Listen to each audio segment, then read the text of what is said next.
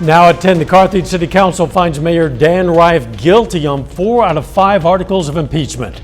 Plus, the citizens campaign to save Joplin's historic Memorial Hall. And Pitt State gets a financial boost for its chemistry and physics labs. The 4 states' most watched news starts now. The Carthage City Council tonight voted Mayor Dan Rife out of office. This is KOAM News at 10. I'm Dow Quick. KOAM's Melissa Alexis was at tonight's impeachment hearing in Carthage, and she joined us now in the studio. The council considered 5 articles of impeachment accusing Rife of violating his oath of office and failing to fulfill his duties as mayor. On a 6-2 vote tonight, council members found Rife guilty of 4 out of 5 articles of impeachment. Those included findings that he signed a check without council approval and that he improperly fired City Administrator Greg Dagnan. The council then declared Rife's removal from office immediately. Councilman Alan Snow will serve as mayor for the time being. Rife's attorney sought to stay the removal pending an appeal. That motion was denied for now, but it could be an option at a later time. Melissa, thanks. Chief Meteorologist Doug Hetty joins us now with details of some big changes coming in the weather. Yeah, we do. And my system just locked up on me. So let me see if I can get that up for us real quickly. Let's see if I can restart it. And come on. There we go. Yeah, we have a pretty good severe threat as we get into tomorrow afternoon and evening. Level 3 out of 5, level 2 out of 5 on the Missouri side. We do have at least a threat for all modes of severe weather. I think our greatest threat is going to be a wind threat across the region, but we do have a tornado threat, so we do need to watch that as we get into Wednesday evening. Still warm today, near record highs. It was 85 degrees. It looks okay tonight. Tonight's going to be fine. It's just going to be very windy across the region. Temperatures are still sitting into the mid 70s. We'll drop back near 70 degrees. Of course, we're going to be talking about that severe threat. Another big system by the weekend. We'll cover it all here in just a bit. Catching a few, Jasper County authorities charged 3 people for unlawful gambling activity.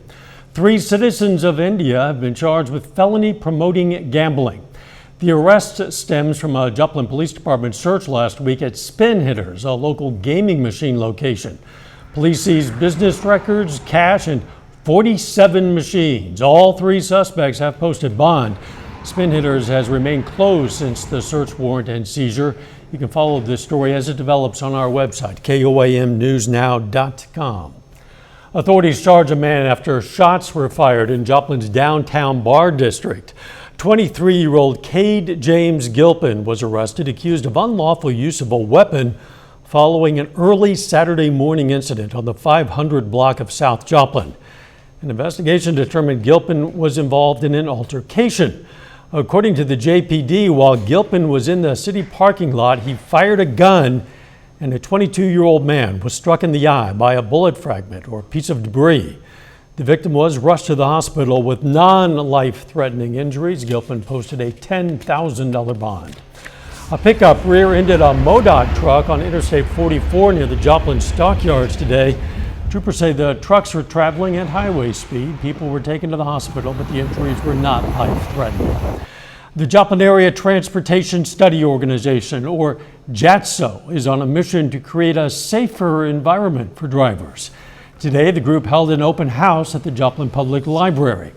The latest studies show motorcycle accidents make up nearly a quarter of fatalities in the Joplin area, and substance-impaired accidents account for more than 22% of fatalities.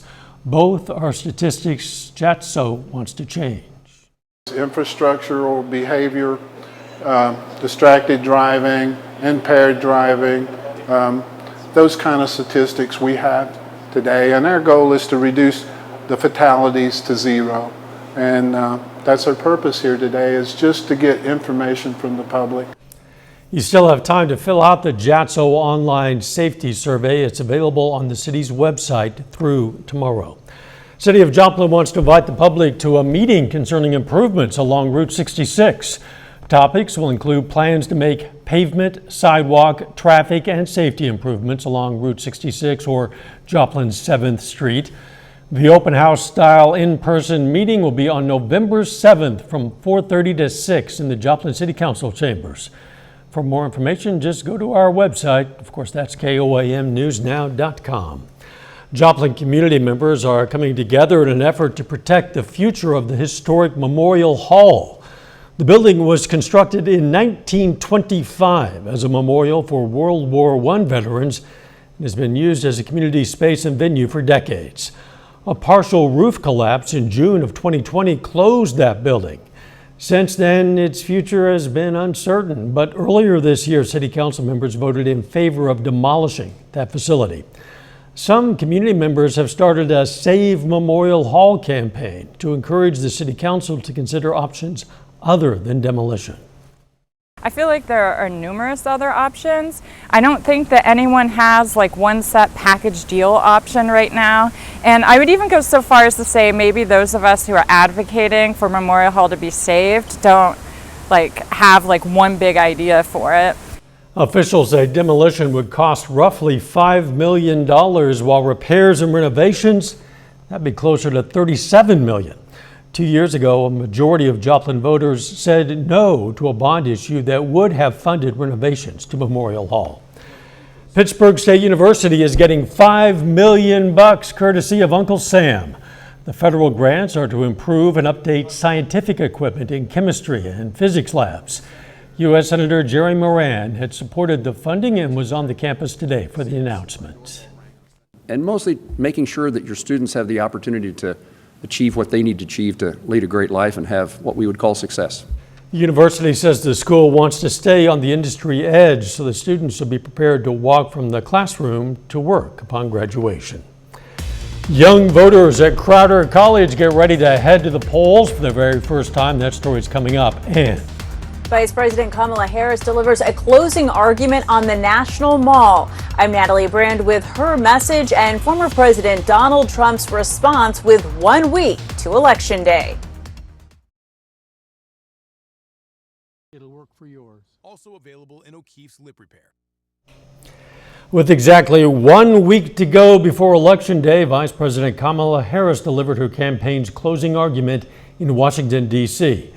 Former President Donald Trump was in Florida and Pennsylvania on damage control following his rally over the weekend. Reporter Natalie Brand has the latest. Vice President Kamala Harris promised to put country above party as she spoke to tens of thousands of her supporters on the National Mall with a backdrop of the White House. It is time for a new generation of leadership in America. This is the same spot where former President Donald Trump spoke on January 6, 2021, before a group of his supporters stormed the U.S. Capitol. The Harris campaign says it chose the location for the symbolism and to strike a contrast. Donald Trump has spent a decade trying to keep the American people divided and afraid of each other. That is who he is. But America, I am here tonight to say that is not who we are. Tuesday, her campaign also took over the Las Vegas Sphere in Battleground, Nevada, and she sat for interviews with local TV stations in Pennsylvania. The Keystone State offers the biggest electoral prize of the battlegrounds, and a new CBS News YouGov poll shows the race there is tied. The poll was taken before Trump's rally on Sunday, which was overshadowed by racist rhetoric towards Latinos by a comedian speaking at his event. It was like a love fest. An absolute love fest, and it was my honor to be involved. Trump defended the Madison Square Garden rally and said in an interview he didn't know the comedian. Tuesday night, he rallied in Allentown, Pennsylvania, a majority Latino city where Puerto Ricans make up nearly a third of the population. Kamala, you're fired. Get out of here. You're fired. Several Latino speakers made direct appeals to Puerto Rican voters. Quiero decirle a mis compañeros puertorriqueños, necesitamos liderazgo. More than 50 million Americans have now voted early, including a record-shattering 3 million in Georgia. Natalie Brandt, CBS News, Washington. Voters in Michigan and Wisconsin will see Robert F. Kennedy Jr.'s name on their ballots. Today, the U.S. Supreme Court rejected his bid to remove it. He's now endorsing Trump, and third parties could be pivotal in this tight race. For many Gen Zers, this is going to be the very first time they'll get to vote. They'll have to grapple with many of the same concerns as everyone else: cultural, economic, foreign issues. We visited Crowder College in Neosho, Missouri, to see what motivates some of these first-time voters. Along with the presidential side of it is also the amendments, which I think are also really important to be thinking about, because it's not only going to affect me but everyone else. The lottery fund, the Arkansas Lottery Fund that goes to Arkansas education, and there had been disputes about how that money wasn't really going to education. It was just going to a random account in the bank. College also says they highly encourage students to vote even if they have to go home or participate in absentee voting. The Pittsburgh Rotary Club hosted a forum today featuring candidates for Crawford County Sheriff. The president of the Pittsburgh Area Chamber of Commerce moderated the event with candidates Danny Smith and Billy Tomasi. That forum was open to the public. To find voting information for your area, just scan this QR code. It'll take you to election resources on our website, KOAMnewsnow.com. You'll be able to find all sorts of election info, including polling places and schedules. You can even check to see if you're registered to vote. A little later, women's use of cannabis while pregnant could impact cognitive development of the child. We'll have results of a new study. Plus, we have a severe threat moving in Wednesday evening. Those details coming up next.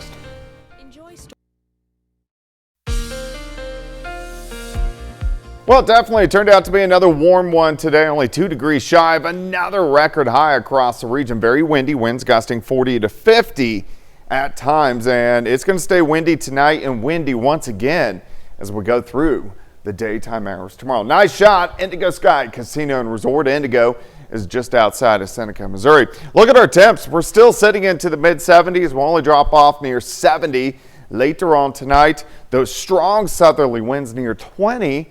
And that's just sustained. Of course, we're getting gusts in that 30 to 40 mile per hour range. That's going to stick around once again as we go through the daytime hours tomorrow. And then they'll start to come down a little bit by the time we go into Thursday. We do have at least a few clouds kind of skirting through the region, but pretty quiet minus the wind across the central plains. But look at this big storm system. Look at this big trough. All this energy dipping all the way down through the western third of the country.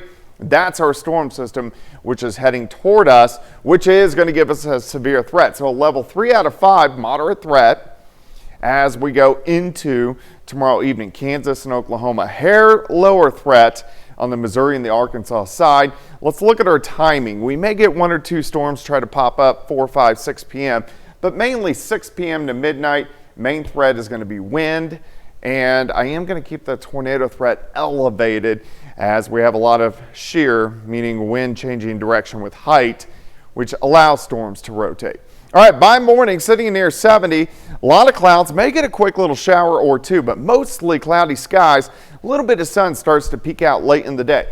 Now, ahead of the main line, so we're looking at, about 4 p.m. You can see a few hit and miss little thunderstorms trying to pop up. But here's the main line, so 5, 6, 7 p.m. driving in. Again, main threat's going to be real gusty winds. We may get some bowing segments as this starts to push in. Now, every now and then we do get some spin up little tornadoes, so we do need to keep our eyes on that tomorrow evening. Continuing to drive east, getting into Pittsburgh, into the metro, I-44 corridor, 9 or 10 p.m. Still ongoing severe weather by midnight in our southeastern counties, and then all the rain is out of here mainly by 1 or 2 o'clock in the morning.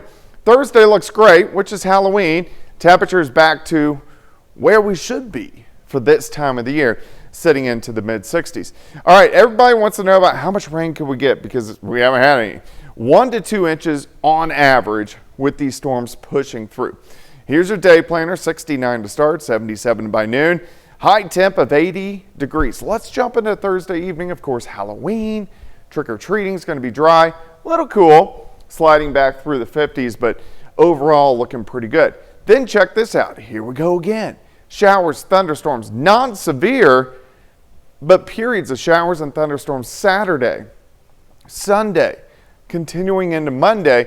A lot of areas are going to pick up on average anywhere from 3 to 6, 4 to 7 inches of rain as we go through the next 5 days. An alert day on your Wednesday due to that moderate severe threat. 65 Thursday, 70 on Friday. Those thunderstorm chances back in over the weekend. Plus, just to make you feel a little bit better, you lose an hour's sleep and the sun's going to set at 5:30 on Sunday. Yeah, we fall back. That's right. No, wait, you gain. You gain an Yeah, hour. we gain an hour of sleep, I've but been we psyching lose an myself hour out. of evening Yeah. daylight. Okay. Still not a trade I really want to make. Thanks, Doug. Using cannabis while pregnant can lead to cognitive and emotional problems in children down the line. A study published in JAMA Pediatrics found children exposed to cannabis while in the womb had more difficulty controlling their impulses, problems paying attention, and showed more aggressive behavior. Doctors say you should avoid cannabis use during pregnancy. Children with an abnormal body mass index might develop impaired lung function. A study out of Sweden found that either a BMI that's too high or too low can be linked to lung issues as children grow up. But some experts argue BMI is an inaccurate measurement of overall health. As many as half of all Medicare beneficiaries can't afford even a single hospital visit. A report published in the Annals of Internal Medicine found many people would face severe financial hardships after reaching the Medicare hospital deductible of $1,600. The report suggests more needs to be done to help people with moderate or low incomes pay their medical bills. And Terry Garr, the quirky comedy actor who rose from background dancer in Elvis Presley movies to co-star of such favorites as Young Frankenstein and Tootsie, has died. Garr's publicist says Garr died of multiple sclerosis, surrounded by family and friends. Garr battled with health problems in recent years and underwent an operation in January of 2007 to repair an aneurysm. Terry Garr was 79. Still ahead, the NCAA releases its Division II football regional rankings, and Jasper and Liberal volleyball meet in the district championship. John Dales has those stories and more. It's coming up next.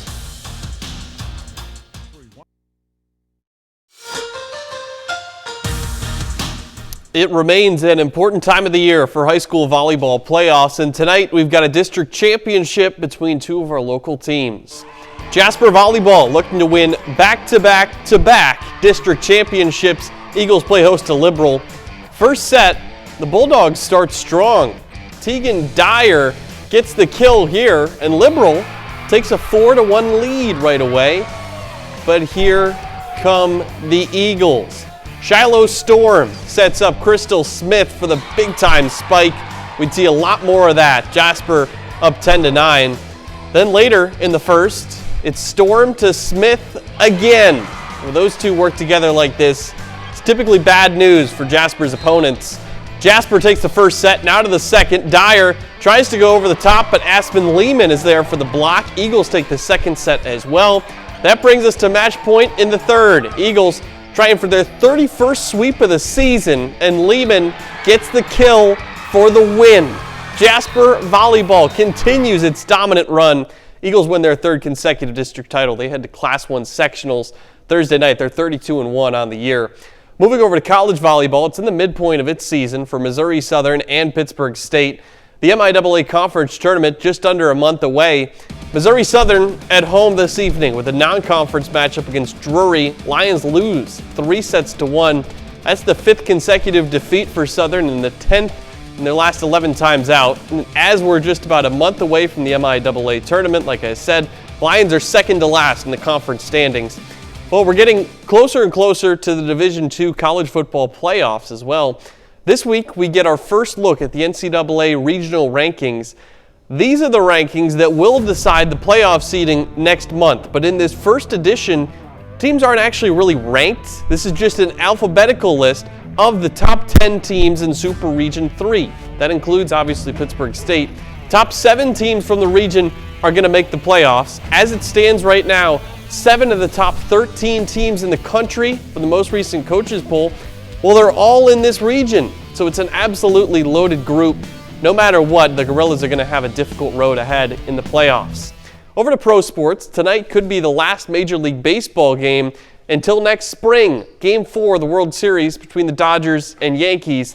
Well, the Dodgers had a chance to sweep the Yankees, but they're not quite ready to call it quits. They win 11-4, scored 5 insurance runs in the bottom of the 8th inning, and it forces a Game 5 in the Bronx tomorrow night. So the Yankees were down 3-0 in the series. Their only team to ever come back from a 3-0 series hole was the Red Sox 20 years ago against the Yankees. Wow. We'll see if they got a little more magic in them. Yeah, Yankees would like to try to get that one back. Exercise so to those speak, demons, yeah. We'll be right back. It's not too late to show your four-legged friend some extra attention. Today is National Cat Day. And why shouldn't cats have their own day? You can celebrate by pampering your cat, giving them some extra catnip, visiting a shelter, and consider adopting a cat maybe. About 32% of U.S. households own a cat. They're the second most popular pet after porcupines. No, I'm joking, I think. That's actually dogs, of course, would be the most popular, according to the American Veterinary Association. To make this day perfect, you can post photos with your cat to the social media hashtag National Cat Day. Doug's gonna be doing that. He loves cats. They're just always plotting my death. They're looking at me that weird way like they're about ready to pounce me. They don't really give off the same vibe as dogs, do they? No. But to each his own. I know there are plenty of cat lovers out there. It's going to be raining cats and dogs. Yeah, tomorrow evening, and until then, very windy. We are going to do an alert day due to our moderate severe threat tomorrow evening. Timing's mainly 6 p.m. to about midnight. Cooling down on Halloween, more rain rolling in just in time for the weekend. Final sports note. Tomorrow we're going to hear from NEO men's basketball. They start their season pretty soon. As is the case anywhere at the JUCO level, pretty much a brand new team because you can only stay there for 1 or 2 years. So they have a brand new group coming in. Yeah, it's constant turnover, I guess. Thanks for joining us. Don't forget the morning show starts at 5 a.m. and let's make it a great tomorrow.